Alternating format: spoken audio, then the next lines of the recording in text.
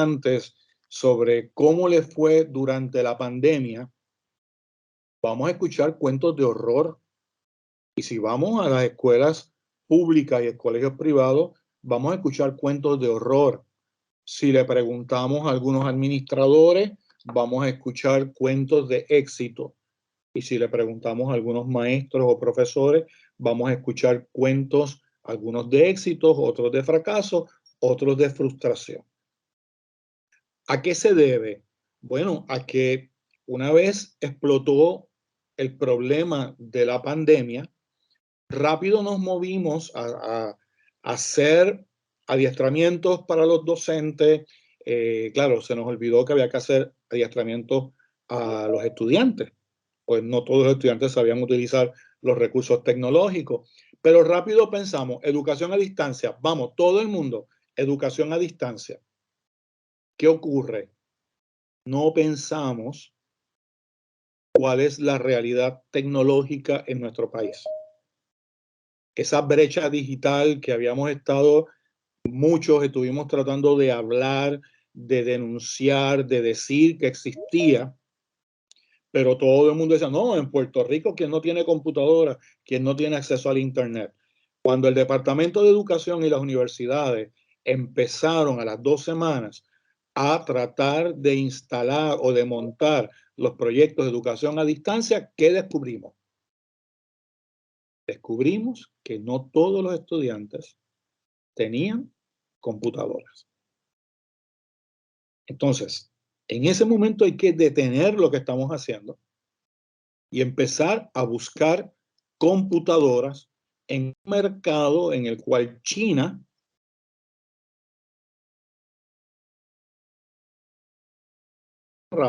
no habían chips en el mundo, por lo tanto no había computadoras. Las únicas computadoras que había eran los excedentes en ventas y los modelos que no todo el mundo compraba. Entonces tuvimos que detener en lo que se podían lograr las compras. Detuvimos. Cuando pudimos estar nuevamente al aire, ¿qué descubrimos? Que los estudiantes no tenían buena conexión al Internet. Entonces la pregunta que uno se hace, ¿qué hubiera pasado si se hubiera hecho un análisis como teóricamente hemos defendido las personas que trabajamos con la integración de la tecnología desde hace muchos años atrás? ¿Qué hubiera ocurrido si en vez de ceder a la presión pública, a la presión de la prensa, a la presión de los administradores, a la presión de los políticos, que es normal, queríamos salir a flote, pero hay un refrán del jíbaro que dice, vísteme despacio, que voy deprisa? Así que entonces con este mantra de tecnología es verbo y no sustantivo, y no necesariamente sustantivo, es que yo quiero llevar este webinar. Y obviamente vamos a tener que hablar de la definición de tecnología para poder nosotros entender por qué yo le tomo la frase prestada a Ricardo Arjona para decir que tecnología es verbo y no necesariamente sustantivo. Así que, pues, ¿verdad? Vamos a hacer dos definiciones operacionales. Y primero vamos a hablar de lo que es instrucción.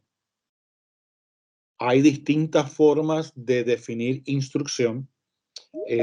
Yo aprendí muy temprano una que la fui evolucionando y esto pues es bien criolla, bien mía. Arreglo de ambiente e información para promover el aprendizaje. O sea, lejos de lo que podamos pensar que si instrucción se asocia con un manual de instrucciones, esa no es mi definición. Mi definición es cómo yo hago un arreglo entre la información y el ambiente que se le provee a una audiencia, en este caso estudiantes, para que a través de esa integración del ambiente y de la información podamos promover el aprendizaje. Aquí entra cualquier teoría de aprendizaje, sean los conductistas, sean los cognitivistas, sean los constructivistas, sean los conectivistas, aquí entran todos, ¿verdad? Porque lo que tratamos es de promover el aprendizaje. Y Aprendizaje, estoy utilizando una definición de Piaget, proceso mediante el cual el sujeto, a través de la experiencia, la manipulación de objetos, la interacción con las personas, genera o construye conocimiento, modificando en forma activa sus esquemas previos, sus esquemas cognitivos previos del mundo que lo rodea. Así que aquí tenemos dos cosas importantes: instrucción y aprendizaje. A raíz de lo que fue la experiencia del Departamento de la Defensa en la Segunda Guerra Mundial, donde se necesitó de crear nuevas formas para adiestrar a los soldados, para poderlos colocar en el teatro de guerra y que esos soldados, entrando al teatro de guerra, pudieran ser efectivos. El Departamento de la Defensa tuvo que moverse en los Estados Unidos y buscar psicólogos, buscar docentes que pudieran preparar una forma para capacitar al personal militar.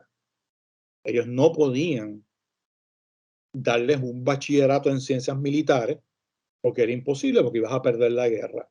Así que entonces se empieza, ¿verdad?, a buscar una forma, y perdónenme, se empieza a buscar una forma de cómo nosotros poder desarrollar la capacitación del personal. Eso es lo que le va a dar margen a lo que llamamos hoy, o a lo que se llamó en un principio, planificación sistemática de la instrucción, y que hoy nosotros le llamamos diseño instruccional. Bueno, hoy no, pero en los pasados 20, 25 años hemos acoplado la definición de diseño instruccional. Bien, quiero entonces ahora que hagamos un pequeño ejercicio y les quiero invitar a que ustedes piensen, todos los que están en la audiencia, piensen en un momento, un evento de aprendizaje, un evento para promover el aprendizaje que ustedes quisieran realizar a alguna audiencia. Y mientras lo piensan, me gustaría que después de, en una oración, ustedes meditar cuál es el evento, que reflexionaran sobre qué aspectos te preocuparían antes de realizar ese evento. Así que les voy a pedir, ¿verdad?, que dediquemos un rato a pensar un evento que te gustaría realizar para promover aprendizaje y cuáles aspectos previos tú considerarías antes de llevar a cabo la actividad. Y vamos a darnos unos 2-3 minutos para esos fines. Y mientras, para que la grabación no se quede en silencio, pues voy repitiendo. El ejercicio consiste en que cada uno piense una actividad para promover aprendizaje que estarías interesado e interesada en realizar con algún grupo. Puede ser un grupo de estudiantes universitarios, subgraduados, estudiantes graduados, puede ser profesores, docentes o una audiencia particular que quieras transmitir un mensaje que es necesario que esa audiencia reciba.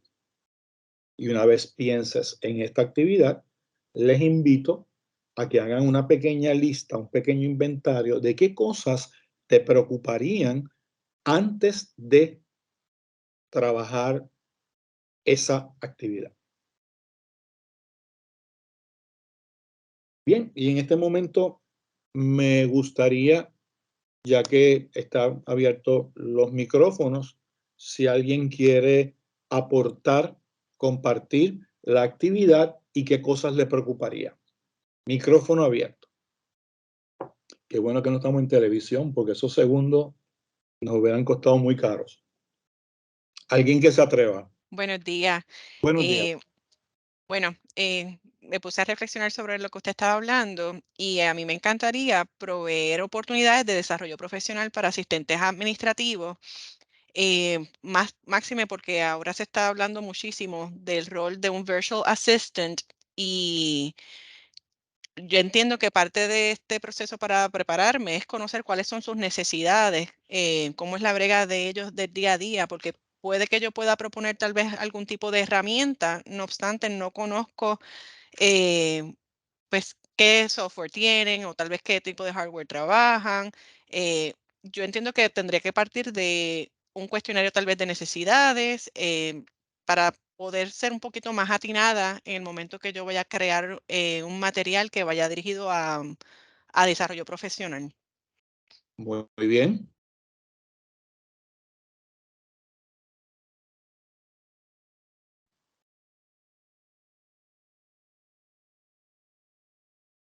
Pueden hablar, no tengo, recuerden que no estoy viendo Teams. Puedo comentar aquí, ¿verdad? Es Alejandra. Eh, Adelante, Ale. sí, pues yo pienso que una manera de promover el aprendizaje pudiera ser, y lo estoy ¿verdad? Viviendo ahora mismo en la actualidad, tratar de dar clases en vivo simultáneamente, ¿verdad? Que sean en línea. Pero pues, y por experiencia te puedo decir que mi preocupación es, que ya me ha pasado, que la tecnología falle. Por ejemplo, ¿verdad? La cámara que se supone que esté... eh, ay, ¿cómo lo puedo explicar? La cámara que se supone que tenga diferentes ángulos, pues ahora mismo solamente me está funcionando en un solo ángulo, que si quiero, por ejemplo, proyectar la pizarra, pues es un problema, porque no está funcionando al momento, que los estudiantes que estén en línea, pues el internet le falle, que eso es algo yo creo, ¿verdad? Que nos preocupa a todos. Pero sí es una manera de promover el aprendizaje, porque aquellas personas que sean de otros pueblos, hasta de otro, ¿verdad? De otro lugar, pueden estar en esa clase en vivo o, ¿verdad? O en línea, pero sí están esos factores externos que, ¿verdad? Son, como le decimos, los communication barriers, ¿verdad? Que pueden afectar y que están fuera del Fíjate que, control de uno. fíjate que tenemos dos visiones que no necesariamente están encontradas. La primera, sobre qué tiene la audiencia a la cual yo le voy a preparar las actividades en términos del material que manejan, los equipos o los software que manejan. La segunda es la audiencia en términos al ambiente que estoy creando, en términos de la tecnología que estoy utilizando para transmitir y la tecnología que ellos están utilizando para recibir. Muy bien, muy interesante. Dos posturas sumamente importantes. ¿Alguien más que quiera aportar?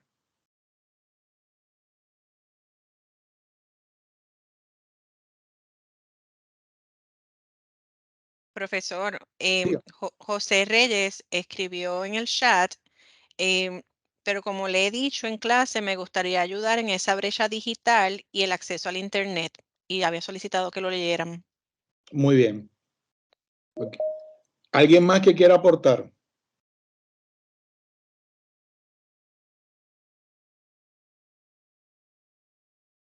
Bueno, con esos tres Roberto aportes. también está con la mano alzada. Adelante, Roberto.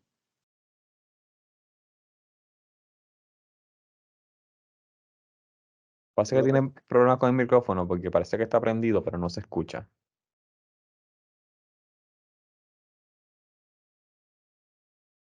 Bueno, con estos puntos que hemos traído y con muchos puntos, aspectos que yo sé que están en la memoria o en la mente de ustedes, yo les tengo que decir que hemos dado con la necesidad de este taller o este webinar.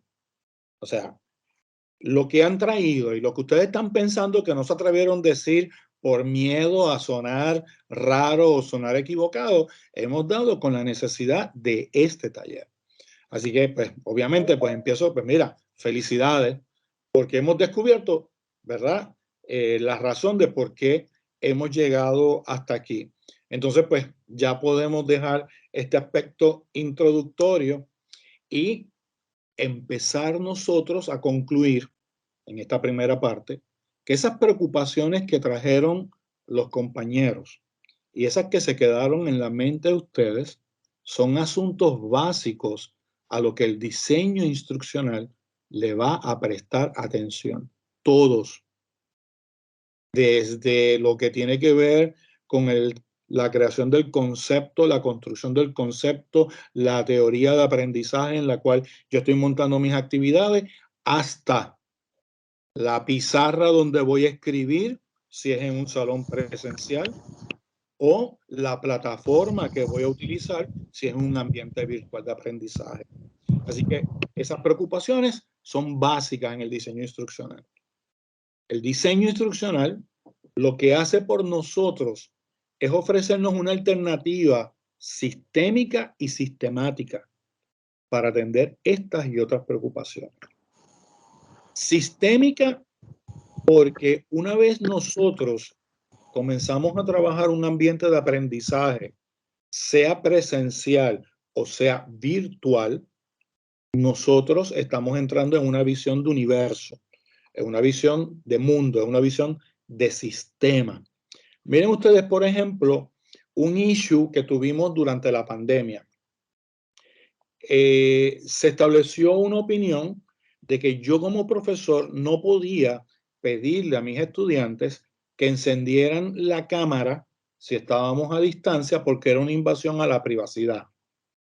Claro, yo por lo que les pido a veces que apaguen la cámara es porque si consumen un ancho de banda respetable, pues pueden tener problemas en la comunicación. Pero cuando me dicen de que en el ambiente virtual yo no puedo pedirle a un estudiante que encienda la cámara porque estoy en una invasión a su vida privada, eso es totalmente absurdo. Porque en un salón presencial nadie entra con una bolsa de papel en la cara para que yo no le vea la cara. Así que si en un ambiente presencial la integración, la interacción y el podernos ver es importante, cuanto más en un ambiente virtual.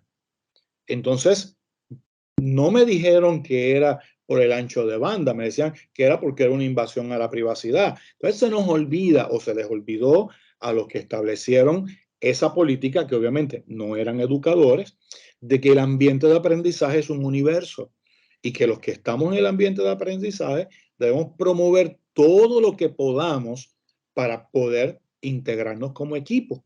Y si la cámara me provee esa oportunidad, ¿por qué la voy a despreciar?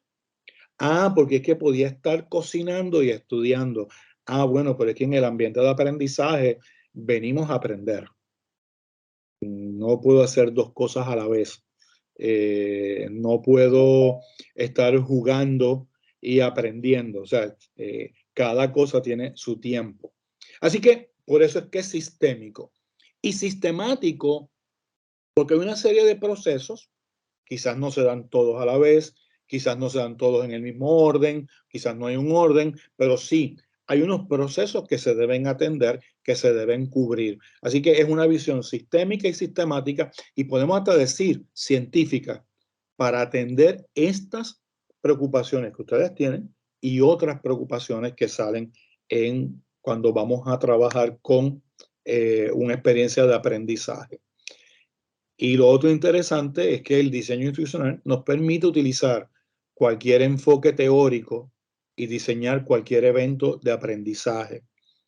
Aunque sí hay autores que crearon modelos de diseño instruccional enfocados hacia su área teórica, por eso es que en la clase que hablamos de teoría, yo les digo que la teoría de diseño instruccional es esa mezcla que se da entre lo que hay, las actitudes o las aptitudes o las preferencias del autor con sus postulados teóricos y los postulados teóricos en términos del aprendizaje y de cómo enseñar.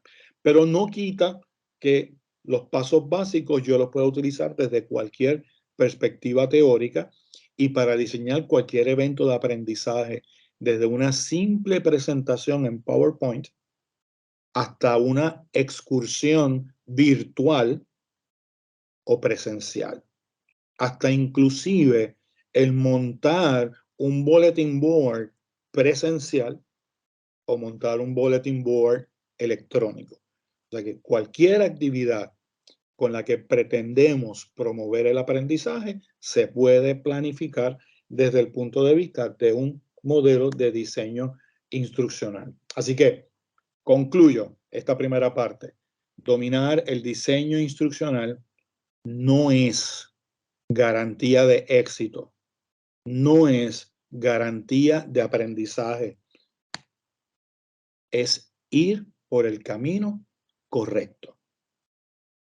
No es lo mismo que yo no hubiera logrado o que los estudiantes no hubieran logrado los objetivos que se planificaron antes del evento instruccional.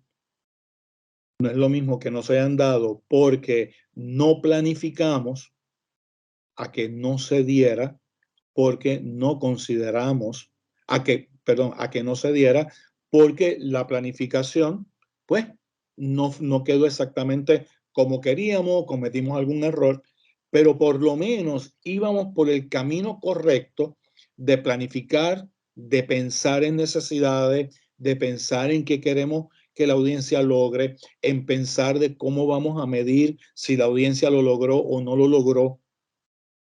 Entonces, cuando nosotros nos montamos en el diseño instruccional, vamos por el camino correcto. No es una garantía, porque recuerden que no estamos bregando con sistemas que reaccionan de la misma forma. O sea, no estamos bregando con átomos, no estamos bregando con seres humanos. Estamos trabajando con seres humanos que todo lo que los rodea puede cambiar la manera en cómo reaccionamos.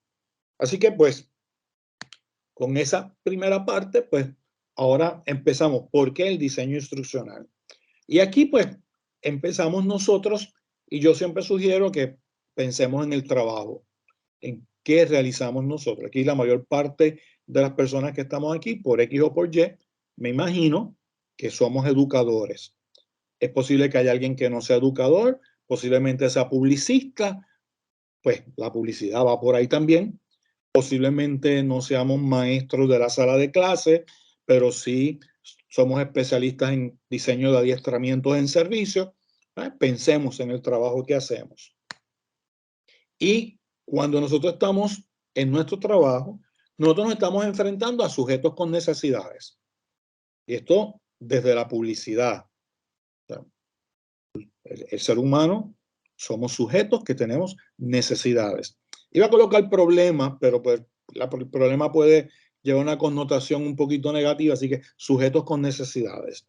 Así que nosotros, cuando llega este estudiante al salón de clase, cuando llegan estos empleados al salón de adiestramiento y nosotros identificamos toda la gama de sus necesidades, tenemos que decidir, número uno, cuáles podemos nosotros atender y entre esas que podamos atender, cuáles son las que vamos a atender o por lo menos en qué orden. Establecemos una prioridad y cómo satisfacer esa necesidad. Nosotros nos enfrentamos a estas interrogantes. Eso es lo que nosotros llamamos proceso de enseñanza-aprendizaje. Todos nuestros estudiantes tienen una necesidad. Que mis estudiantes todos tienen una necesidad.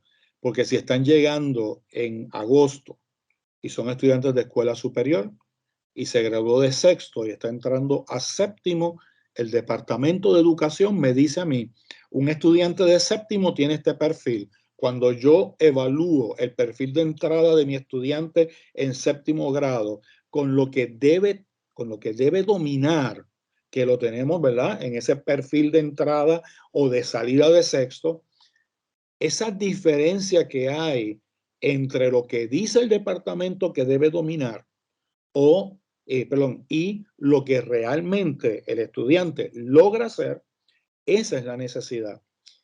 Si el perfil del estudiante se cumple completo en el estudiante, es decir, este estudiante que entró a séptimo domina todo lo que tenía que traer de sexto grado, muy bien, ¿cuál es la necesidad? Introducirlo en los conceptos de séptimo grado. O sea que siempre va a haber una necesidad que debemos atender. Y en la universidad, pues se da, particularmente si es un curso nuevo, o si es un curso de continuación, una segunda parte, una tercera parte. Así que siempre nosotros vamos a encontrar con necesidades de instrucción, de aprendizaje, las cuales tenemos que atender.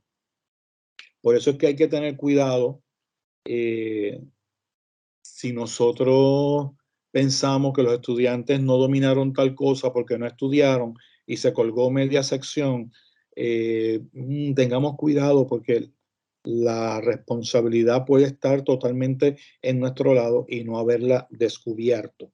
Así que por eso también el diseño instruccional. Así que, conclusión ahí, nuestros estudiantes tienen necesidades de desarrollar o construir conocimientos o destrezas. Nuestros estudiantes, nosotros como educadores, tenemos la misión de atender esas necesidades. O sea que la población que llega a nuestro salón de clase tiene unas necesidades. Nosotros como educadores tenemos que atender esas necesidades. Para eso la escuela, la universidad, la institución nos ha contratado y nos ha colocado ahí.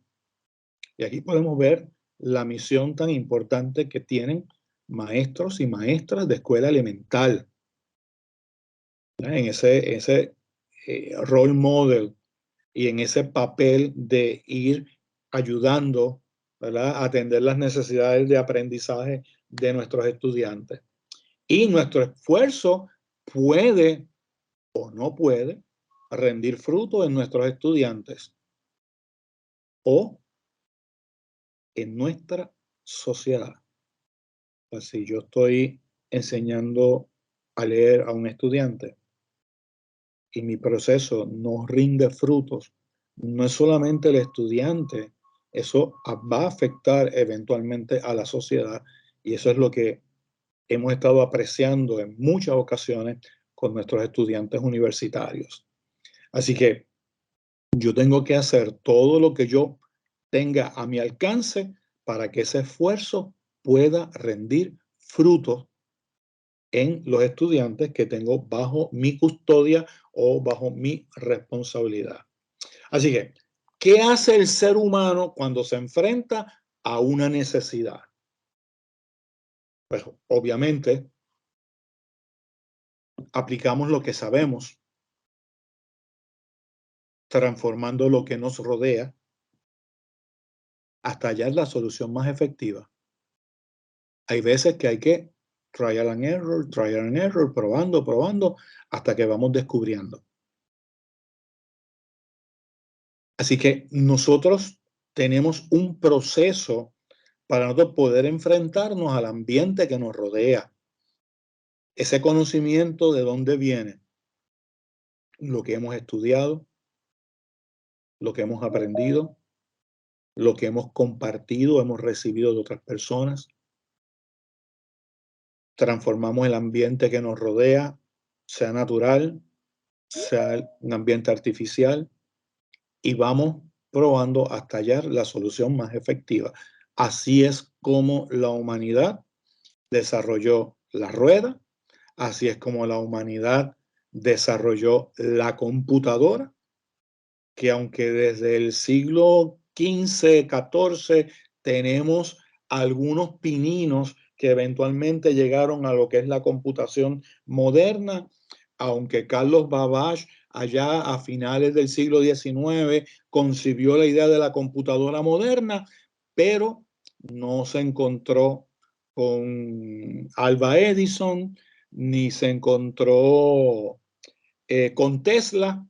Por lo tanto, él no podía saber del flujo eléctrico, el flujo de electrones, y por lo tanto, para tener una computadora necesitamos flujo electrónico. Así que, ¿verdad? Pues por eso es que no pudo Carlos Babbage tener una computadora antes del siglo XX. La computadora vino a surgir en las décadas del 30, 40, armatrotes enormes, y no es hasta ahora que tenemos equipos mucho más pequeños, mucho más eficaces que los equipos de la antigüedad. Y cuando estamos hablando de antigüedad, en tecnología estamos hablando de mediados del siglo pasado, donde muchos de los que estamos aquí, por lo menos al final del siglo pasado, estábamos ya haciendo pininos por ahí. Así que ya los años 90, 80, ya eso es antigüedad en términos de tecnología. Así que, pues, es lo que el ser humano ha hecho. Es la medida en cómo el ser humano ha podido encontrar respuestas a sus problemas, a sus necesidades. Así que entonces, yo defino tecnología después de leer todas las definiciones habidas y por haber. Después de trabajar, yo he ido depurando una definición criolla. Aplicar el conocimiento humano en la transformación del ambiente para solucionar un problema o satisfacer una necesidad. Eso es tecnología. Vean ustedes, tecnología, aplicar. Aplicar es un verbo. Tecnología es verbo. Porque tecnología envuelve aplicación. Aplicación de nuestro conocimiento para desarrollar el instrumento que me va a permitir satisfacer una necesidad o para utilizar un instrumento que alguien ha creado previamente para poder satisfacer una necesidad. Así que tecnología no es al azar, y esto es lo que hemos tratado de impulsar desde mucho tiempo. Tenemos las primeras investigaciones que se realizaban donde se decía el uso de la computadora en un salón de clase no representa ventaja académica sobre aquellos que no usaron computadora. Pues claro, porque descubrimos muy temprano que el uso de equipo, uso o no uso de equipo, no era un derrotero de investigación. La investigación era cómo utilizamos el equipo. Entonces ahí ya eran otros 20 pesos. Así que la tecnología automotriz, cómo aplicamos el conocimiento que el ser humano ha desarrollado en la transformación del ambiente para solucionar un problema o satisfacer una necesidad de movilidad. Tecnologías en la cocina, pues cómo aplicamos el conocimiento humano para transformar el ambiente de la cocina, para solucionar un problema o satisfacer una necesidad en el área de la cocina. Por eso tenemos microondas que adelantan muchas cosas. Así que si los problemas son en el ambiente instruccional, pues tenemos que aplicar una tecnología que llamamos tecnología instruccional. O sea, que es aplicar el conocimiento humano, transformando el ambiente para solucionar un problema o satisfacer una necesidad de carácter instruccional. ¿Cuál es el conocimiento humano? La especialidad del maestro, la maestra, la preparación en educación, si la tuvo, la experiencia que ha tenido con otros colegas. ¿Cuál es el ambiente? Pues el ambiente del salón de clase, que a veces tiene pizarra, a veces tiene proyector, a veces tiene computadora, a veces hay disponibilidad de smart devices y pequeños devices, a veces no lo hay. ¿Y cuáles son los problemas o necesidades de carácter instruccional? Pues aquellos problemas que nuestros estudiantes presentan en necesidades de aprendizaje que nosotros podemos ayudar. No lo confundamos con tecnología asistiva. Tecnología asistiva es prima coyunta, es hermana de la tecnología instruccional. Ambas forman parte de la tecnología educativa, si lo queremos ver bien así, pero cada una tiene un objetivo distinto. ¿Que pueden coincidir en una sala de clase? Sí, particularmente en la sala de clase donde se atienden estudiantes con necesidades particulares. ¿Que pueden convivir, que pueden coexistir? Sí, pero no es la misma acción, no es la misma área de enfoque, aunque ambas se enfocan en necesidades de los estudiantes.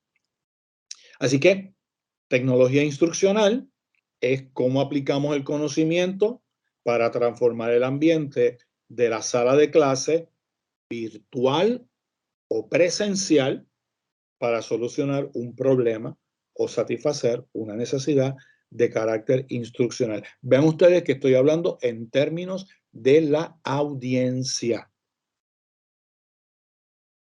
¿Hay necesidades de los maestros, de las maestras? Sí, pero cuando estamos hablando del diseño instruccional, yo estoy planificando para ellos, para satisfacer las necesidades de los estudiantes. Hay unas necesidades que yo tengo que aprender por mi cuenta, que yo tengo que dominar por mi cuenta, que yo tengo que empezar a desarrollar por mi cuenta para poder, ¿verdad?, enfocarme. Yo nunca me voy a enfocar en lo que yo voy a hacer. Yo me voy a enfocar en cómo lograr que los estudiantes puedan alcanzar lo que ellos deben hacer. Entonces, mi diseño es cómo yo me muevo en la dirección del aprendizaje de los estudiantes y no en mi ejecución.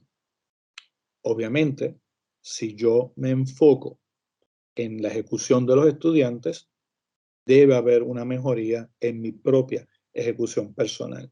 No sé si hay alguna pregunta antes de continuar adelante.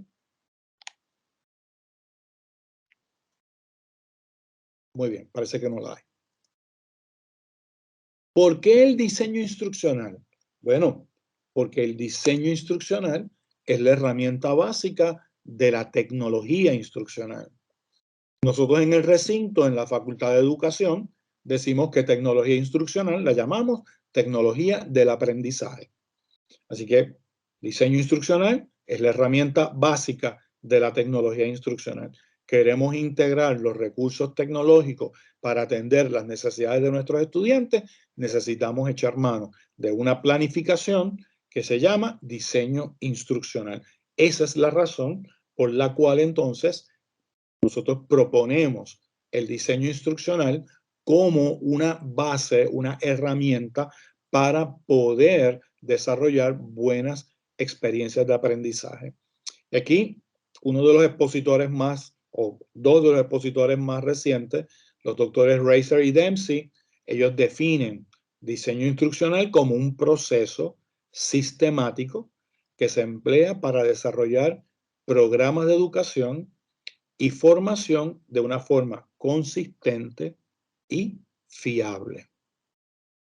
Vean ustedes que volvemos de nuevo, un proceso sistemático, es decir, tiene partes que lo vamos a utilizar para desarrollar desde programas de educación hasta simplemente actividades de formación, pero de una forma que sea consistente y lo más fiable, confiable posible.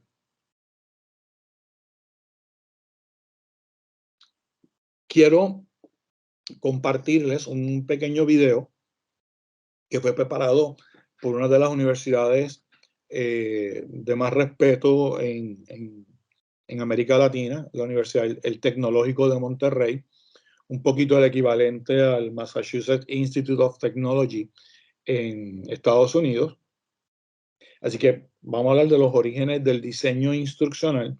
Yo espero que se pueda apreciar bien y escuchar bien el sonido. Ustedes me dejan saber. Seguramente eres de los que se han preguntado, ¿cómo era antes la educación? ¿Pueden escucharlo? Se escucha bien. Sí, se escucha. Bien. Ok, perfecto. Muchas gracias por el feedback. O a lo mejor, hasta de los que la han criticado. Desde tiempos prehistóricos, el proceso educativo siempre ha existido. Aunque no estuviera estructurado y sistematizado como hoy lo conocemos, como humanos, siempre hemos enseñado y aprendido. Gracias a ello, hemos enriquecido nuestra cultura. En este video te presentamos un recorrido muy general de cuáles fueron los orígenes del diseño instruccional. Te ayudará a entender cómo los procesos educativos siempre han estado marcados por las épocas y sociedades en que se desenvuelven. Al finalizar, tendrás los elementos para comprender cómo nació y cómo llegamos hasta lo actual. Primero hay que decir que los procesos educativos tienen un carácter histórico-social. Cada época desarrolla un modelo educativo de acuerdo con sus valores, descubrimientos y conocimientos con los que cuentan, y que reflejan la idea de desarrollo humano por la cual se trabaja. Los griegos, por ejemplo, privilegiaban mucho las artes, el deporte, la estética. Imagina la cantidad de teorías que han impactado en distintos modelos educativos que han pasado en el tiempo. Todos han contribuido a lo que hoy nosotros conocemos, aunque parezca una idea loca. El diseño instruccional parte de aquí, de ser un proceso educativo que guía y encamina a cualquier educador. Los orígenes del diseño instruccional retoman elementos del diseño pedagógico, los cuales se remontan a los métodos de enseñanza sofistas que conciben la adquisición del conocimiento como la práctica de un ejercicio continuo. Podemos afirmar que son los creadores de la pedagogía como acción deliberada y consciente, donde todos podían participar de la educación y de la construcción de la sociedad. Actualmente retomamos muchos de sus principios para construir la vida en sociedad. También retoman enfoques del método escolástico, que aplica el ejercicio de los sentidos como principio de la actividad de pensamiento en un proceso que transita desde el alma al cuerpo para desarrollar la capacidad de aprender principios abstractos y aplicarlos consistente y sistemáticamente.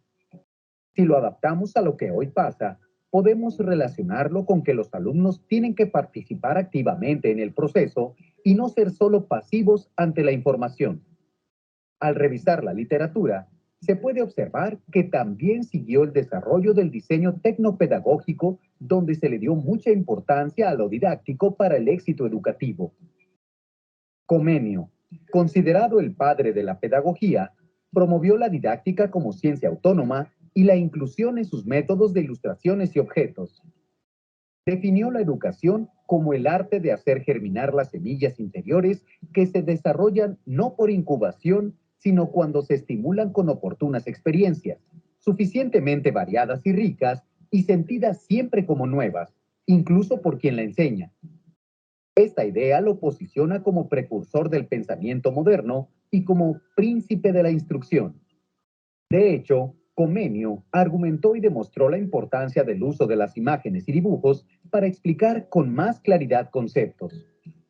Una curiosidad histórica es que fue el primero que elaboró un libro que pudieran leer los más pequeños, el Orbis Pictus Sensualim, El mundo de las imágenes, escrito en 1658. Las prácticas educativas siempre se han cuestionado y mejorado. Después, al inicio del siglo XX, John Dewey planteó la necesidad de mejorar los procesos de aprendizaje establecidos e inicia un pensamiento reflexivo del proceso educativo, estableciendo un punto de inflexión en el campo del diseño tecnopedagógico. Planteó la necesidad de ciencia que permitiera vincular las teorías de aprendizaje y las prácticas educativas con el fin de optimizar la enseñanza. Aportó el tema de partir de la experiencia de los estudiantes y de su medio, para de ahí generar datos con qué trabajar. Hoy en día es imprescindible. Su contribución a la tecnología instruccional fue probablemente su concepción de instrucción en términos de método científico. Realizó un profundo análisis del pensamiento científico y empírico y se mostró partidario del primero, con argumentos muy sólidos, inclinándose por una mayor interacción entre ambos para el logro del aprendizaje. También se reconocen las aportaciones de los investigadores que buscaron incorporar a esta disciplina un enfoque científico y métodos sistemáticos de planificación y desarrollo de la enseñanza. Skinner marcó la diferencia entre la investigación científica de la instrucción y la investigación científica del aprendizaje, e integró estrategias y principios a sus modelos de instrucción. Jerome Brunner desarrolló un modelo de instrucción basándose en la teoría del descubrimiento y los estadios de desarrollo intelectual. David Ausubel desarrolló un modelo pedagógico fundamentado en el rol que juegan las estructuras cognitivas en el aprendizaje. Todas estas contribuciones fueron dando cabida a la creación del concepto de diseño instruccional. Como ven, es un concepto que se ha ido construyendo gracias a la influencia de distintos autores y momentos históricos. Tan solo vale puntualizar que partimos de concebir al diseño instruccional como el proceso que se ocupa de la planeación, preparación y el diseño de los recursos y ambientes necesarios para que se lleven a cabo los aprendizajes. En los últimos años, los modelos de diseño instruccional, que se posicionan como tendencias educativas de calidad, establecen sus bases en el área de estudios de la tecnología educativa, la cual se enfoca en el uso educativo efectivo de los modernos medios tecnológicos. Un diseño debe construirse a partir de la psicología del aprendizaje, tomando referencia de las teorías del aprendizaje, tales como conductismo, cognoscitivismo, constructivismo, entre otros, junto con el enfoque sistémico donde la esencia es considerar todos los elementos e interacciones de un sistema y no solo sus partes aisladas, y el constante desarrollo de las tecnologías de la información y la comunicación. El diseño instruccional evoluciona. Nos enfrentamos al reto de continuar personalizando los modos y formas de enseñanza para públicos cada vez más heterogéneos y realidades más desarrolladas. El reto de estar al día con las metodologías activas, efectivas e innovadoras, además del reto de incluir nuevas, mejores y más complejas tecnologías como el Big Data, la inteligencia artificial o la realidad virtual. La función del diseñador instruccional seguirá cobrando valor.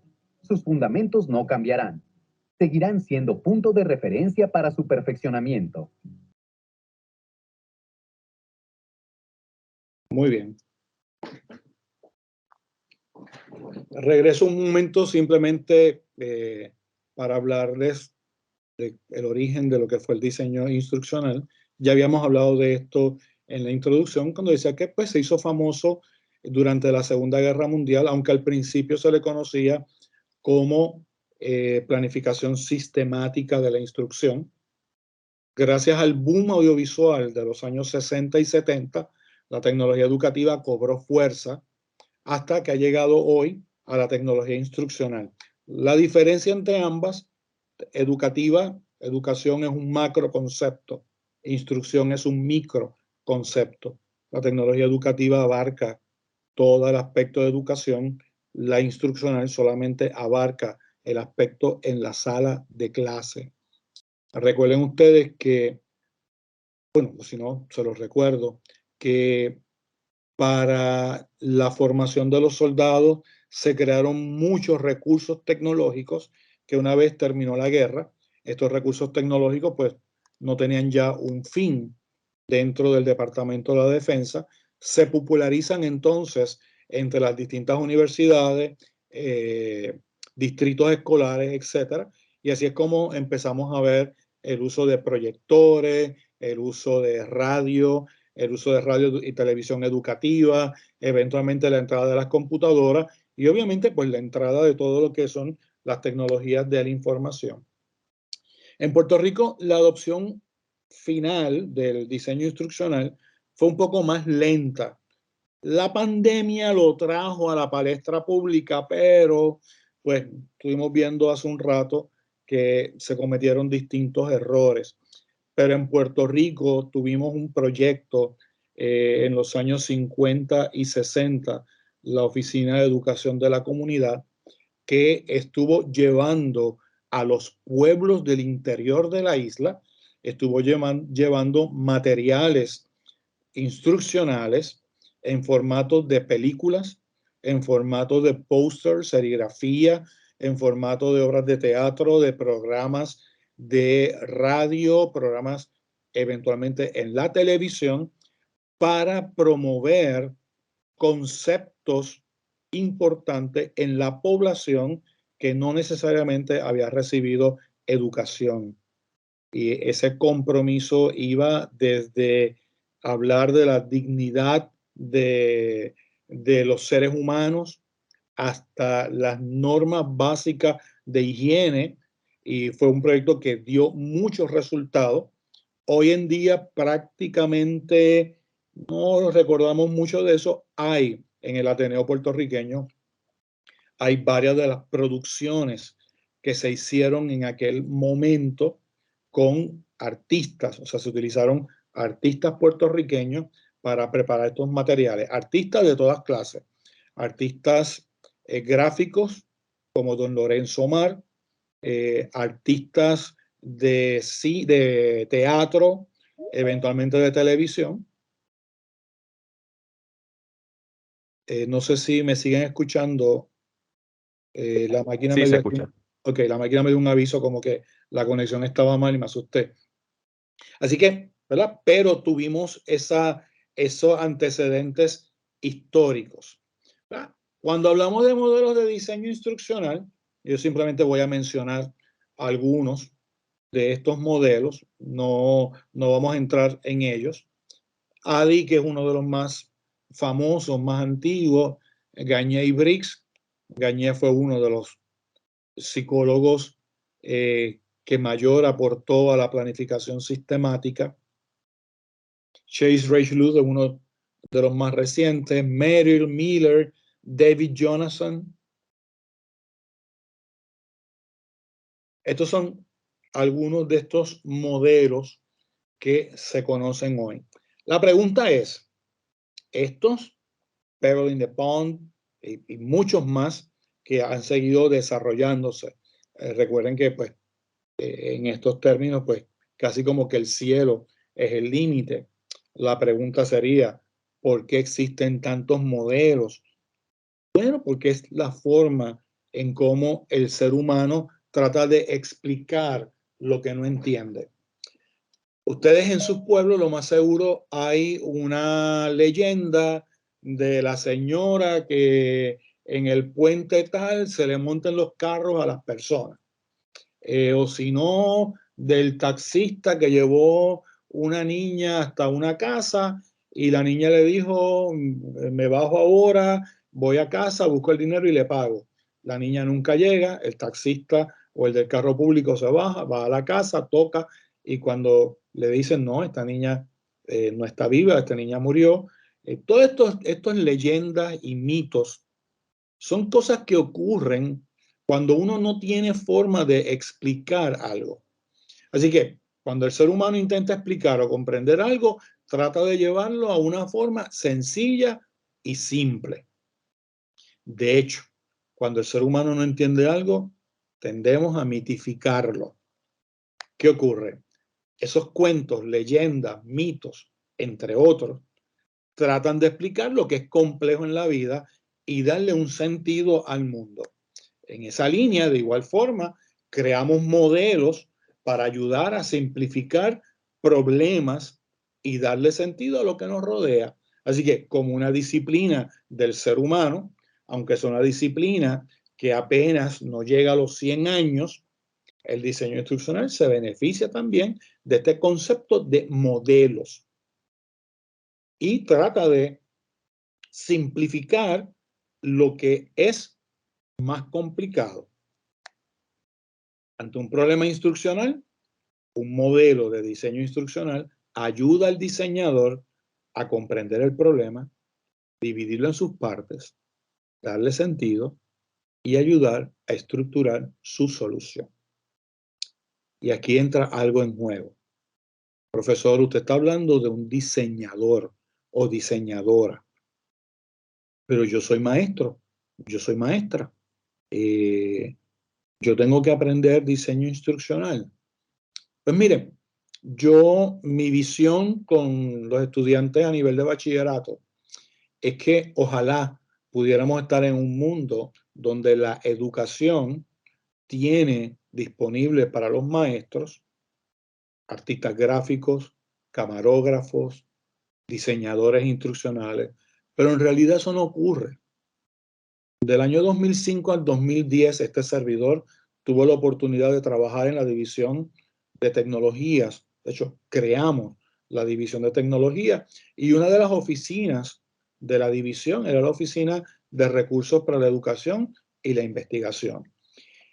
Y ahí nosotros asignamos artistas gráficos, camarógrafos, programadores, todos a la disposición de aquel proyecto que se hizo donde mucho antes de que conociéramos las tablets como las conocemos hoy, mucho antes de que hubiera surgido el primer iPad, ya nosotros teníamos profesores de distintas facultades que grababan su ponencia o su clase sobre una presentación en PowerPoint, por ejemplo, y con un botón la insertaban en una plataforma, la plataforma VNet, y los estudiantes la podían acceder. Estamos hablando del 2008, 2009, 2010. Ese proyecto, lamentablemente, pues, al uno salir de la división, pues, como pasa siempre en la universidad, pues, si no estaba enraizado, si la persona que viene no le llamó la atención, pues se fue todo a pique y pues no sé qué pasó con todo eso.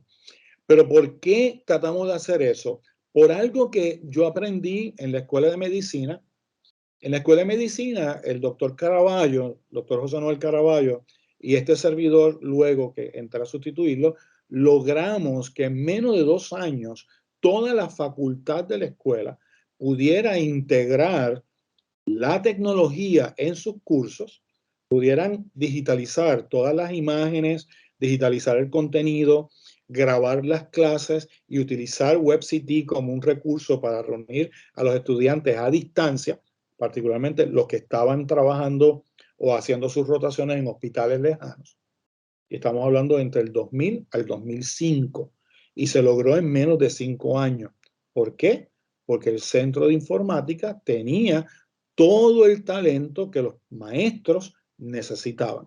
Así que el maestro iba, le presentaba, eventualmente ese profesor, esa profesora, veían que el proceso era sencillo, terminaban ellos produciendo sus propios materiales. Pues yo a mis estudiantes les digo, no es difícil, toma tiempo, así que por eso es que nos dedicamos a hablarle de modelos de diseño instruccional a personas docentes o que están interesados en la docencia para que puedan, si no tienen el personal disponible, que puedan pensar en el camino o de la forma correcta para preparar sus materiales para promover el aprendizaje. Así que, ¿por qué existen los modelos?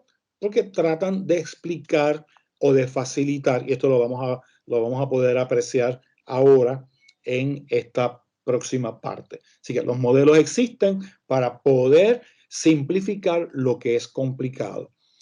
Cada persona puede seleccionar el modelo con el que se sienta más cómodo o puede tener un modelo para un tipo de trabajo, otro modelo para otro tipo de trabajo, o simplemente puede ser ecléctico e integrar de distintos modelos o crear un propio modelo personal. Bien, quiero que vean esta imagen que he colocado aquí. Aquí tenemos lo que pudieran ser 6 de los pasos más sencillos, generales, que podemos encontrar en cualquier modelo de diseño instruccional, sea Dikankari, no importa. ¿Okay? Un verbo, y vean ustedes que me fascina hablar de verbo, de acción, analizar, diseñar, desarrollar, administrar, implantar, evaluar. Son 6 acciones. Claro, ¿qué 6 acciones? Porque analizar, ¿qué analizamos? Piensen ustedes, aquí nada más hablábamos, cuando hicimos el ejercicio al principio, se hablaba de conocer las herramientas que la audiencia a quien iba a ir dirigido la actividad manejaba, cosa de que el adiestramiento o el ambiente de aprendizaje fuera dirigido a eso. Segundo, el segundo caso que nos traían, si yo tengo una clase y estoy disparándome una buena maroma de tener un grupo presencial y un grupo a distancia, ¿cómo yo me puedo asegurar que la tecnología esté funcionando bien y que las experiencias que se están dando en el ambiente real se estén dando también en el ambiente virtual? Que recordemos que virtual no significa no real, aunque la palabra pudiera traer ciertas complicaciones por su definición tradicional. Así que hay que analizar. Mientras estamos analizando, vamos a diseñar, vamos a desarrollar. Para poder hacer estos pasos, hay que administrar, hay que tener deadlines, hay que ver cuáles son los recursos que tenemos. Una vez lo tenemos, hay que implantarlo. Una vez lo hemos implantado, tenemos que evaluar. Y ahora pensemos en una casa. Aunque en Puerto Rico se ha dado recientemente el que entramos y vamos a comprar casas, hubo un momento en que la construcción de casas era la orden del día. Entonces, ¿cómo uno construye una casa? Normalmente vamos a buscar un ingeniero civil o un arquitecto o los dos. Y ese personal se reúne con el matrimonio que va a construir la casa o con los oficiales de la compañía que va a hacer el edificio y empieza a analizar cuáles son las necesidades. Luego se retira y hace un blueprint. ¿Y qué es el blueprint?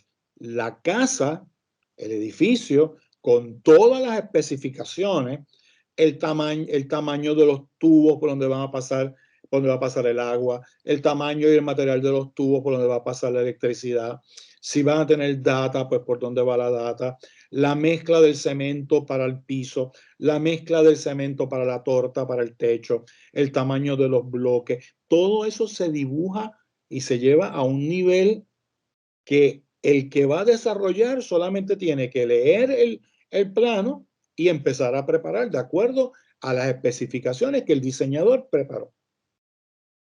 En el desarrollo, pues hay que administrar porque tenemos que ir por fase, hay que conseguir los materiales.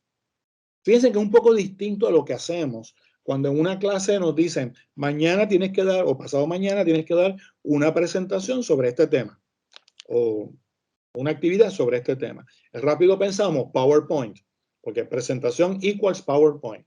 Nos sentamos frente a la computadora, abrimos PowerPoint y empezamos a montar los slides buscando información, cortando y pegando información del internet y la vamos pegando, la vamos montando. Terminamos, no me tuve que aprender la información porque esa presentación yo la voy a tener y va a estar la información ahí, la voy a dar, así que no hay problema. Esa es la forma más fácil de preparar una presentación electrónica ineficiente, inefectiva, que no va a servir para nada. El ego de uno dice, wow, me comí los nenes crudos. La gente en la audiencia está diciendo, qué cosa más aburrida. Entonces, pues, ahí vemos. Así que ese desarrollo tenemos que tener el diseño para entonces desarrollar las etapas, administrando los recursos parte por parte. Cada etapa tiene su pequeña evaluación para nosotros poder, ¿verdad?, medir que estamos haciendo las cosas como deben ser. Y si al final, pues todo ha salido bien, en la razón de la casa, se evalúa la estructura, tenemos el permiso de uso, entramos a usarla y cuando entramos a usarla, pues vamos viendo de que la cocina quedó más pequeña, de que hacía falta más luz y empezamos a ver si hay que hacer algún cambio o si la dejamos tal cual. Este proceso es un proceso muy similar a lo que nosotros hacemos en el salón de clase para preparar nuestras actividades. Me pudieran decir, profesor, pero imagínese si cada vez que yo voy a dar una clase voy a hacer esto, me muero y no termino. Y bueno, lo que pasa es que si estamos dando la clase a lo primero que salga, a lo rin tin tin, como diríamos en el pasado, pues entonces lo que estamos es preparando actividades sin sentido que no le van a servir a la audiencia y pues vamos a tener un problema mayor. Así que pues aquí tenemos básicamente en esa imagen 6 pasos generales, no específicos. Así que esos pasos nosotros podemos dividirlos en 3 etapas. Una etapa que vamos a llamar la etapa de definición. Una segunda etapa que vamos a llamar la etapa de desarrollo. Y una tercera etapa que es la etapa de evaluación. Va a depender del producto que estamos preparando, va a depender de la dimensión de la evaluación, para qué estamos evaluando, porque uno puede evaluar para adoptar tal o cual programa, evaluar para ver si lo podemos llevar a otra audiencia, o podemos simplemente evaluar el aprendizaje. Digo simplemente, evaluar el aprendizaje de los estudiantes, pero en la evaluación no vamos a asumir que si algo salió mal fueron los estudiantes. Tenemos que ver todas las funciones que había que desarrollar, qué salió bien, qué salió mal. Así que tenemos tres grandes etapas. Si miramos nuevamente la imagen, vamos a ver que entre analizar y diseñar, tenemos la etapa de definir. Y podemos ver que entonces, entre la imagen de desarrollar, la imagen de administrar el tiempo, los recursos, etcétera, y la imagen de implantar, tenemos el desarrollo, y en la imagen de evaluar tenemos la evaluación, pero vamos a ver que hay dos tipos de evaluación, una que se da durante el proceso y una que se da cuando ha finalizado el producto, cuando tenemos el producto final. Así que regresamos y continuamos aquí. ¿Alguna pregunta hasta ahora para poder atacar cualquier duda o cualquier comentario que tengan a bien hacer?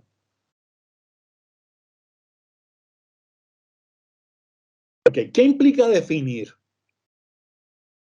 Si nosotros queremos montar nuestra actividad, nuestra experiencia de aprendizaje, queremos montarla sobre una base sólida y queremos montarla de tal forma de que sea útil y que nos ayude a poder atender lo que los estudiantes necesitan. Así que una de las cosas que primero tengo que realizar es analizar cuáles son las necesidades de mi audiencia. ¿Cuáles son sus problemas de aprendizaje? ¿Cuáles son sus dudas? ¿Cuáles son sus problemas? ¿Cuáles son las tareas? Hay que calcular el ángulo externo de un triángulo, por qué no lo pueden hacer, dónde estamos fallando, y se analiza, ¿verdad? Esas necesidades y esas tareas que debe realizar el estudiante y que no están saliendo bien. Obviamente, tenemos que analizar el ambiente donde se está dando la clase, ya sea un ambiente virtual, ya sea un ambiente presencial, con qué contamos en el ambiente, qué tenemos disponible en el ambiente, qué podemos manipular o colocar en el ambiente para ayudar. O sea, que yo analizo todo lo que me rodea. En una clase presencial, si el salón está al lado del patio, si el salón está frente a la calle principal. O sea que analizamos todo lo que rodea ese momento de la actividad académica en ese salón de clase. Y tenemos que identificar cuáles son los recursos que tenemos a la mano. ¿Qué tecnologías, en términos ya tecnología de sustantivo, cuánto tiempo tenemos, cuánto debe ser? Fíjense ustedes que la parte de administrar el tiempo traslapa dos etapas, la etapa de definición y la etapa de desarrollo.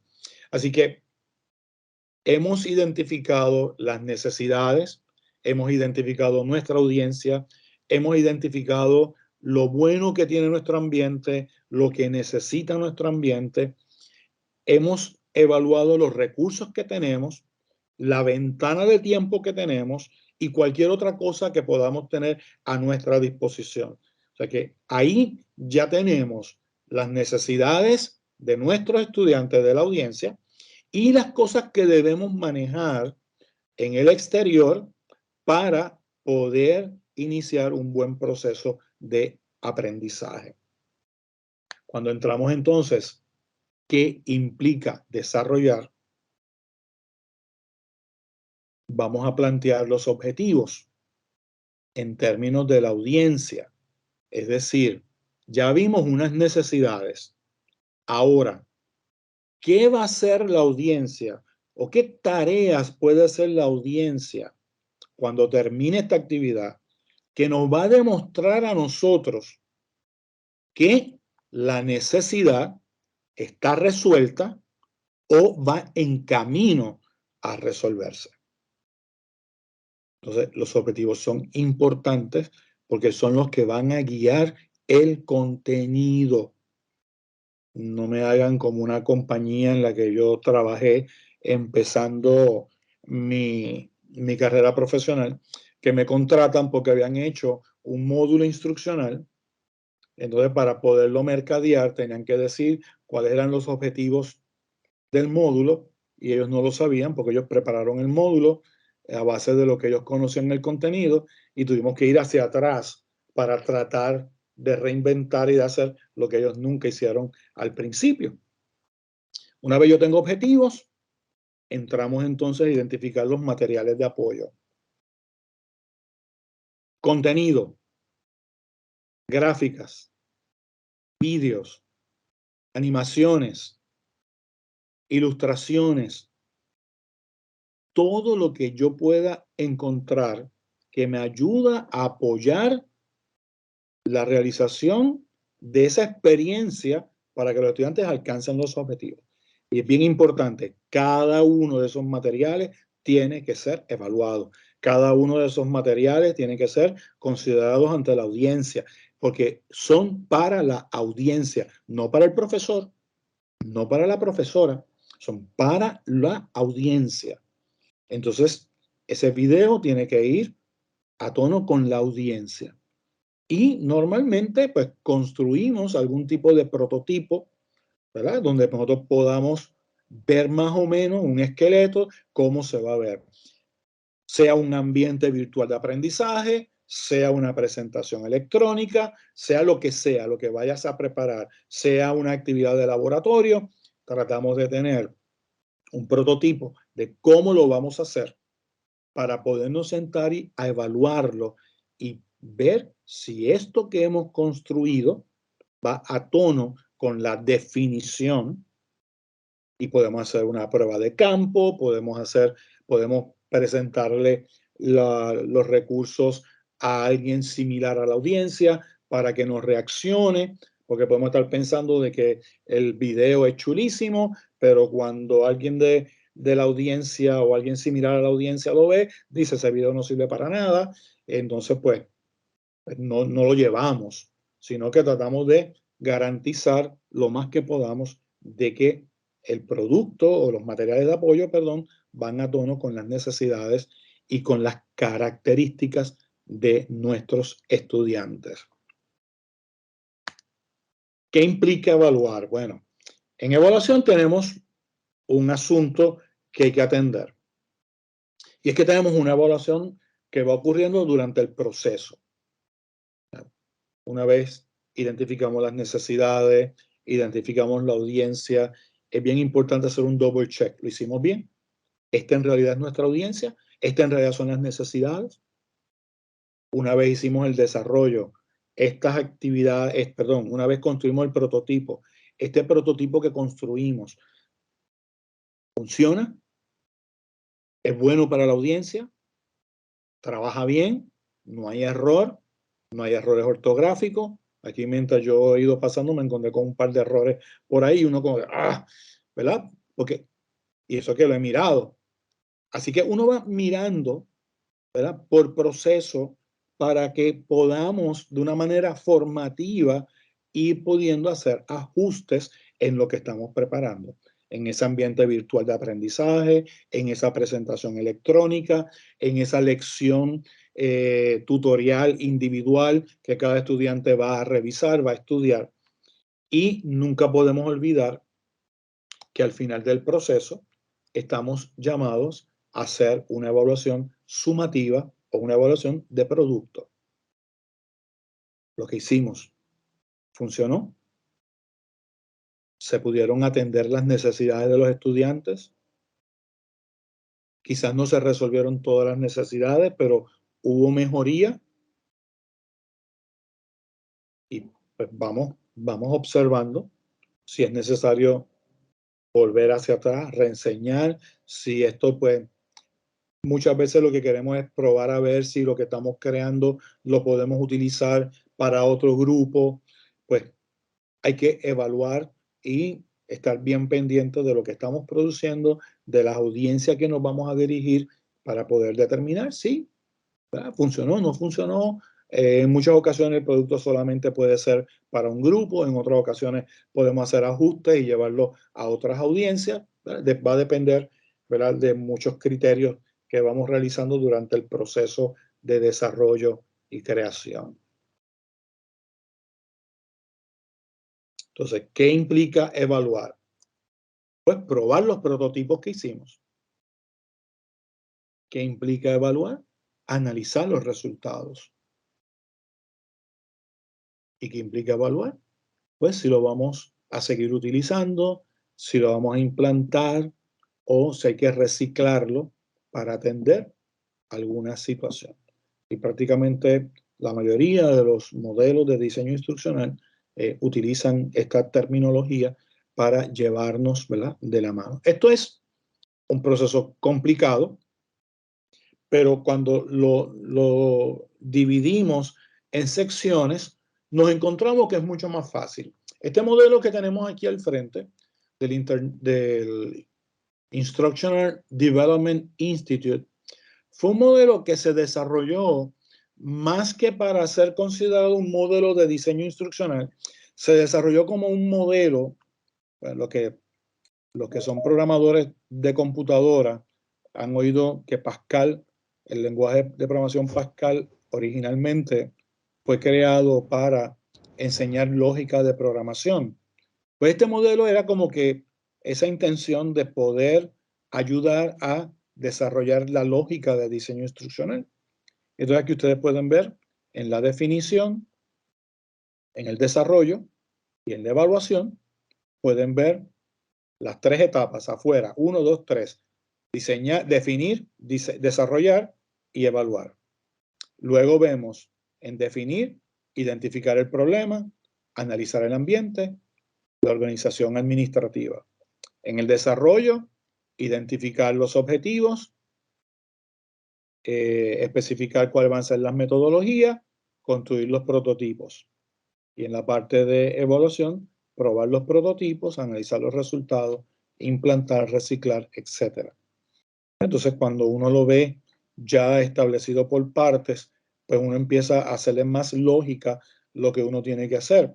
Si uno coge, por ejemplo, un modelo de diseño como ADDIE, que tiene 5 etapas: análisis, diseño, desarrollo, implantación y evaluación. Si nosotros tomamos esas 5, cuando tú entras a análisis, pues hay autores que empiezan a describir todo lo que es análisis. A veces lo hacemos muy sencillo y no vamos más allá. Y entonces pues quedó, sí, analizar. Sí, pero ¿qué vamos a analizar? ¿Por dónde vamos a analizar? ¿Qué necesitamos analizar? ¿Qué necesitamos determinar? Así que pues este modelo pues se presta para ayudarnos a esquematizar lo que debe ocurrir cuando estamos diseñando un evento para promover el aprendizaje. Y vamos a ver que muchas de estas cosas, en muchas ocasiones, sale automático. Cuando uno ya va adquiriendo experiencia, pues va saliendo casi automático, porque pues ya uno se va acostumbrando a pensar sistemáticamente y sistémicamente.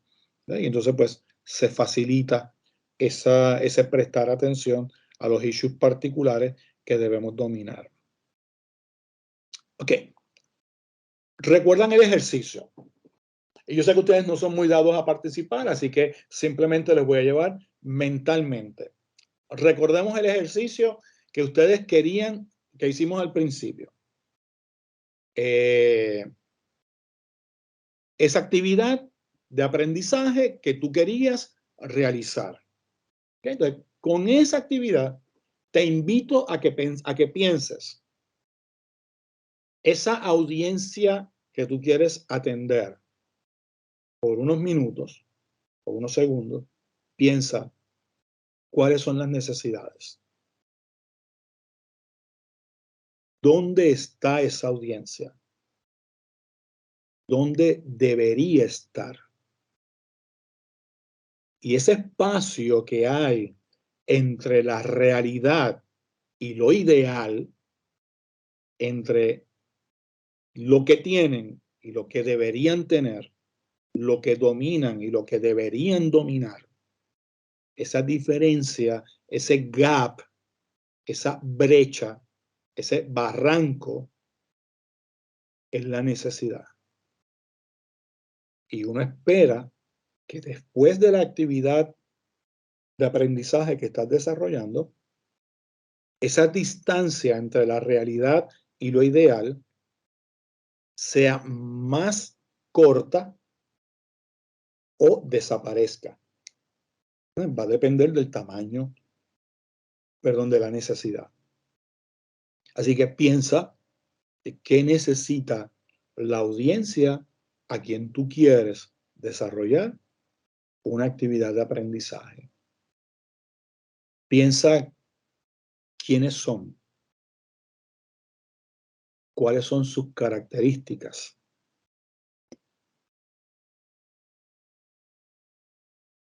¿Qué dominan? ¿Qué no necesariamente dominan? Obviamente, es posible que tú no puedas hacer este ejercicio de memoria. Es posible que tengas que hacer algún tipo de análisis, alguna prueba, dirigir algunas preguntas, algún grupo focal, algún análisis de tarea, ¿no? Y todo un bagaje de need assessment que uno puede considerar, ¿verdad? En este caso. Ahora les invito a pensar el ambiente en que se está dando la actividad que normalmente ocurre, si es un grupo de clase, si es un grupo de trabajo, ese ambiente virtual o presencial, ¿qué tiene? Hay herramientas tecnológicas que podemos utilizar. No las hay, pero se pueden integrar. Ese ambiente virtual es fácil, lo dominan. Ese ambiente es agradable. El ambiente responde un poco, ¿verdad?, a la audiencia. Podemos solucionar o estas necesidades podemos atenderlas a través del ambiente en que estamos. Es una pregunta que debemos siempre también realizar. Y estamos en la fase de definición. Entonces ahora piensa, ¿cuál es tu timeline? ¿Cuáles son los deadlines? ¿Cuándo debemos lograr o cuándo los estudiantes deben lograr lo que queremos hacer? Y uno establece tiempo. ¿Con qué recursos cuento? Recursos humanos, recursos tecnológicos que puedo llevar al ambiente. Hay algunos recursos que ya están en el ambiente, hay otros que tengo que llevar. ¿Verdad? Entonces, estos recursos los puedo integrar. Puedo conseguir libros electrónicos que por una semana o por un mes los podamos alquilar y puedan tener acceso. O sea que vamos mirando los distintos recursos y cosas que podemos tener. Cuando ya nosotros tenemos esto, y no estoy diciendo que sea lo único que hay que hacer, pero básicamente ya tenemos una definición del problema y tenemos una determinación de cosas que tenemos a nuestra disposición, que ya sabemos que están ahí, y cuándo las podemos integrar, cuándo las podemos utilizar, cuándo es nuestro deadline. Ahora, pasamos entonces. Cuando esta actividad que yo estoy desarrollando termine, ¿qué cosas, acciones observables, medibles o no medibles, la audiencia podrá realizar? Y esas acciones son las que nos van a demostrar a nosotros si la audiencia entró en sintonía, si la audiencia ha empezado a resolver sus problemas, sus necesidades empiezan a ser satisfechas, o si estamos, ¿verdad?, si no la pasan, pues estamos haciendo lo más grande. Así que, ¿cuáles son esas acciones? Fíjense que estoy diciendo observables, porque de alguna manera yo tengo que decidir, ¿se logró o no se logró? No todas son medibles, porque si mi objetivo es lograr la participación de la audiencia en un programa de reciclaje, por ejemplo, pues no voy a pensar de cuántas latas de aluminio echó en el candungo, donde va. No, yo tengo que ver que las actitudes, sus actividades, sus acciones, pues que nos van dejando ver de que hay una conciencia hacia la tarea del reciclaje.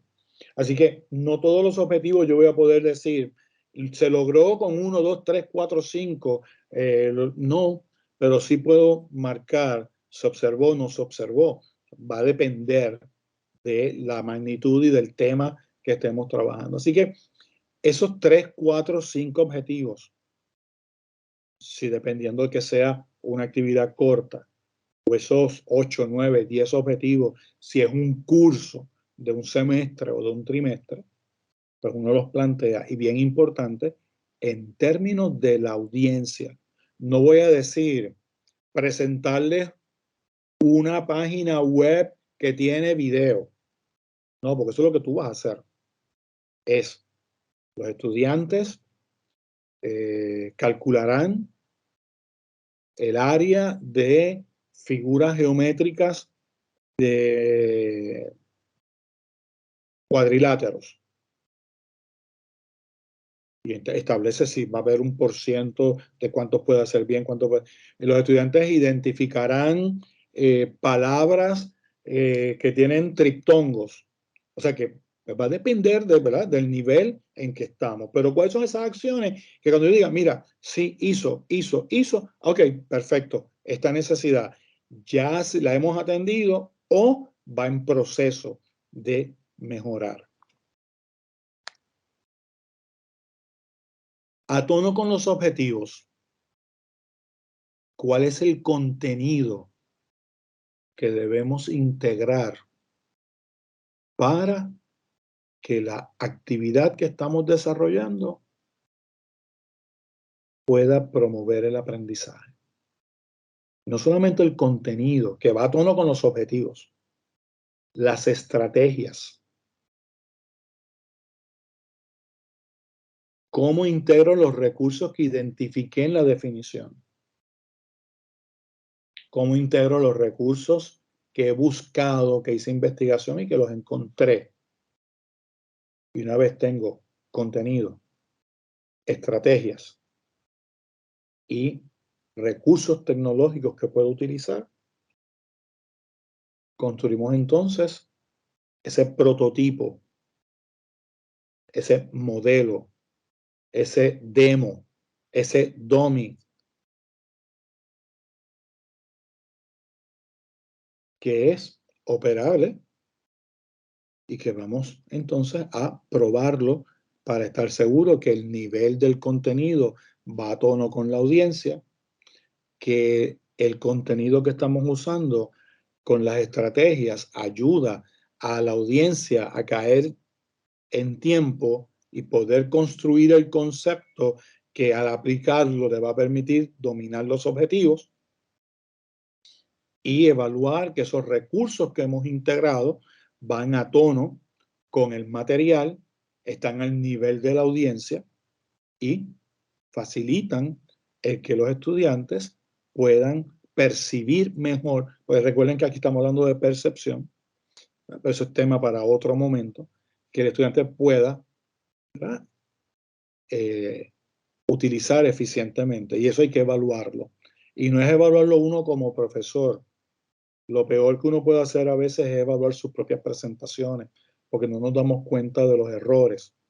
No nos damos cuenta porque los mismos psicólogos de la Gestalt nos decían que cuando vemos una forma, nuestro cerebro intenta completar lo que pueda faltar en la forma. Y pues podemos entonces ver, de hecho, yo estoy viendo aquí ahora, uno se encuentra con un error, te encuentras con el error y como que, espérate, no, pues otra persona lo ve y va a poder identificar posibles errores que pudieras tener ortográficos, conceptuales. Bien. Perdón. Ahora, la parte de evaluación, obviamente, pues no la vamos a hablar ni la parte de integración, y eso pues queda para parte de ustedes. Pero sí les voy a dejar un modelo que les puedo recomendar. El modelo es el modelo Assure. Es un modelo que sus autores lo hicieron para el salón de clase. Es un modelo generado por Robert Hynek, Michael Molenda y no me acuerdo el apellido, Russell. En estos momentos, pues tanto Bob Hynek como Michael Molenda fallecieron y el modelo lo ha seguido trabajando estudiantes, Smaldino y Russell, profesores hoy, pero discípulos de Bob Hynek y de Michael Molenda.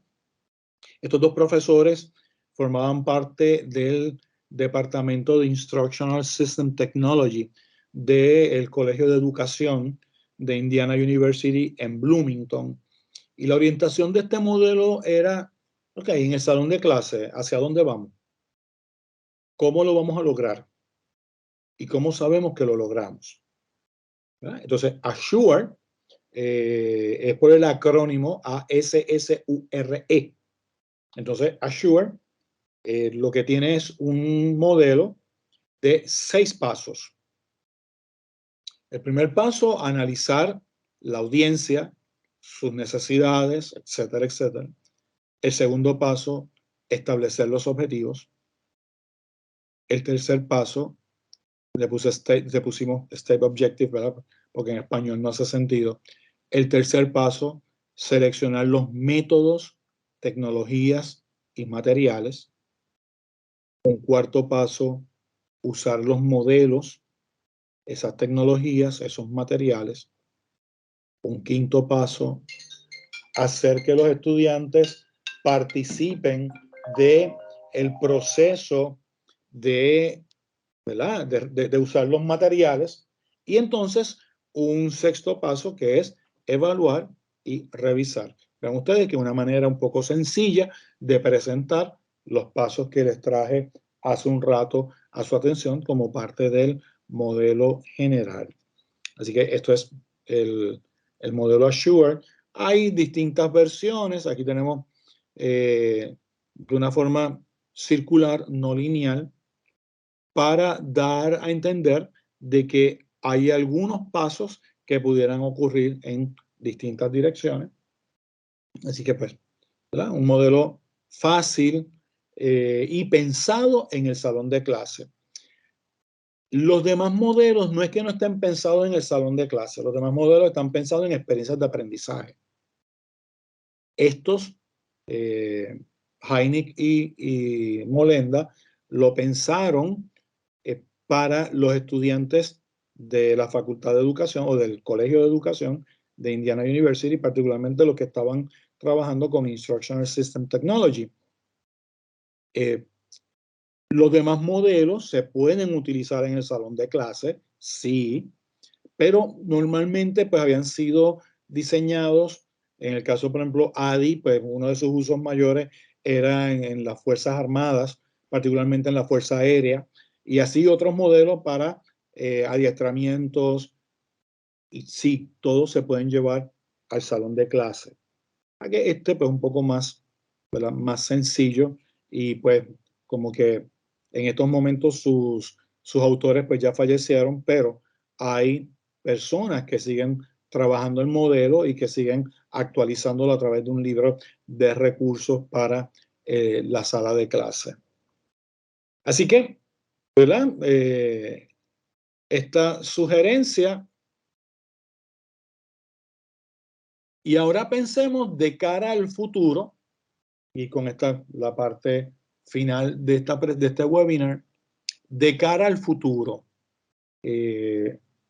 Obviamente, no estoy hablando aquí de educación a distancia, porque educación a distancia ya no es futuro. Educación a distancia lo tenemos en el presente. Así que el diseño instruccional en el futuro tenemos que seguir desarrollando cómo va a ser la división del trabajo. El especialista en contenido, cuál es su misión, cuál es la misión del diseñador. Yo tuve profesores que trabajaban en industria farmacéutica. Ellos no eran químicos, pero eran especialistas en diseño instruccional. Así que se sentaban con los especialistas de contenido y elaboraban los adiestramientos que los profesores, que los empleados debían tomar para poder utilizar eficientemente las tecnologías, los equipos. Así que de cara al futuro tenemos que ir pensando en esto y cómo va a ser la división del trabajo. Las tecnologías se siguen especificando cada vez más. Vamos necesitando especialistas en distintas áreas de la tecnología. Así que, ¿verdad?, es importante el crear experiencias que sean más inmersivas, de que los estudiantes o la audiencia pueda estar más inmerso en las experiencias. Pues también tenemos que ir desarrollando esto como parte de lo que es el futuro, y un concepto nuevo que ha ido apareciendo de microaprendizaje, de cómo seguimos achicando los conceptos y hacer entonces distintos conceptos pequeños, cómo van formando entonces el concepto grande y cómo vamos facilitando el aprendizaje de los estudiantes. Pues estos son algunos de los 3 retos que enfrenta el diseño instruccional de cara a próximos 10, 12 años. Bien, entonces pues tenemos este espacio ahora antes de las 12 para posibles preguntas de la audiencia. Sí, mi nombre es Roberto Torres Seno, profesor jubilado del Recinto de Ciencias Médicas. Muchas gracias por la presentación, excelente. Quería preguntarle para el caso de personas como yo que no somos especialistas en pedagogía, si pudiera hacer algún comentario adicional en términos de los distintos contextos de la educación donde se da este material y estos conceptos que usted nos ha traído en la mañana de hoy. Porque, por ejemplo, pues me pasaron por la mente distintos elementos, como por ejemplo lo que es el contexto de diseño curricular. Pasé de ahí a quizás pues prontuarios y los cursos individualmente, ¿verdad? O sea, sabemos que hay distintos niveles y que le quería preguntar si era posible abundar un poquito más en términos de cómo debemos mirar al diseño instruccional en términos de esos distintos contextos o niveles. Muchas gracias. Sí, muchas gracias a usted. Pues mire, sí, cuando nosotros hablamos de diseño instruccional, y a veces podemos pensar que hay una riña entre el diseño instruccional y el diseño curricular, pero no. El currículo tiene una responsabilidad y el diseño instruccional lo que va a aplicar es a las experiencias de aprendizaje en la sala de clase. O sea que el currículo nos da el área de trabajo, el currículo nos da la temática de los cursos, y el diseño instruccional entonces nos va a dar las herramientas para atender ese one-to-one con los estudiantes en la experiencia en el salón de clases virtual o en el salón de clases presencial. En términos de la redacción del sílabo, pues ve usted que los objetivos sería lo más que pudiera cambiar el diseño instruccional, porque en realidad ese sílabo o ese prontuario, dependiendo de la magnitud del documento, lo que va a hacer es que establece ese contrato entre profesor y estudiante, y el sílabo pues es la respuesta de ese profesor a el prontuario del curso para poder llevar a cabo las experiencias de aprendizaje, para poder alcanzar el contenido necesario en tal o cual disciplina. Entonces, pues sí, los objetivos los van a afectar porque voy a estar pensando los objetivos en otra magnitud, pero aún inclusive pudiéramos tener que durante el semestre me encuentro con un problema en el salón de clase, me encuentro con un problema de que los estudiantes no dominaron un contenido, no dominaron unas destrezas, y entonces ahí me tengo que reinventar dentro de ese semestre. Entonces, obviamente no voy a ir a cambiar el sílabo del curso, porque ya el curso está caminando. Yo tengo entonces que preparar algo para atender esa situación. Así que vamos a ver que el diseño instruccional no afecta el diseño curricular, no afecta el contenido general de una disciplina, sino lo que va a afectar es cómo ese contenido se lleva a la audiencia partiendo de las necesidades que la audiencia tenga.